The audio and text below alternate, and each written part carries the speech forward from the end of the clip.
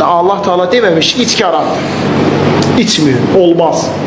Və içirlər səhabələr. İçirlər. Sonra namaz vaxtı çatır, məğrib namazı. Əli ibn Əbi Talibi imam təyin edir. Əli ibn Əbi Talib də orada o sərxoş edəcək içki içənlərdən biri olur. Çünki qardaşlar, hələm haram deyil də. Və nə oldu? Bütün sahabələr müqəddəsdir, sahabələri söymək olmaz, onları təhqirləmək olmaz.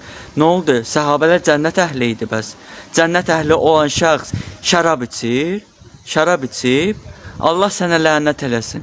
Sən yalancısan, kəzzabsan, Allah sənə lənət eləsin. Sən mənim imamıma dil uzadırsan, deyirsən ki, İmam Əli əleyhissalam şərab içib. Hardan İmam Əli əleyhissalam şərab içib? Bəlkə şərab içən yerdə onu görmüsən? Bəlkə şərab içən yerdə sənin qabağında olub bu hadisələr?